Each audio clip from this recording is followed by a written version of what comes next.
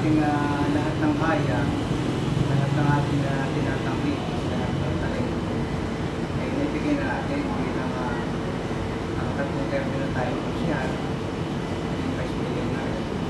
Kaya tayo ay papalawag dito para lalong mas mapapunta sa servisyo, para lalong mas makabuti sa bayan. Hindi po sino po ngayon, wala kayong partido na tumatakbo ng independent. So, tingin niyo po ba ano yung laban kaya sa kung sa wala kayong partido, ano po yung magiging So po yan, at nakakampanya tayo, dala lang natin kay hindi. Makakasunod tayo dun sa 5 pesos. Naniniwala tayo na tayo iboboto ng taong bayan dahil sa ating performance.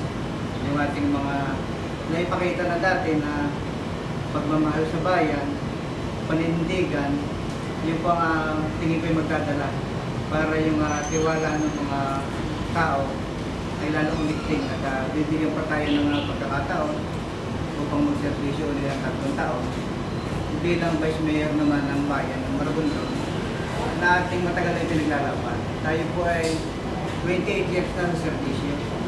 Kaya hindi na masama na tayo ay sumubok ulit bilang Vice Mayor.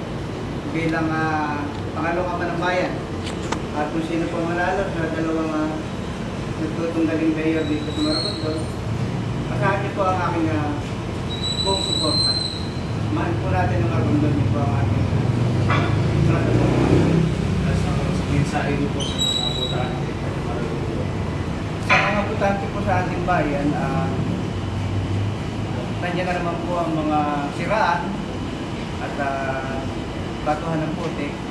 Sana po ay huwag tayong pumatol at mag-stick lamang tayo sa mga issue at sa mga programa na kanilang binababa at maging maayos at sana ay maging matiwasay ang halalan. After all, pagkatapos nito, tayo rin mga taga-Maragondon magkakasama pagkatapos na rin ito.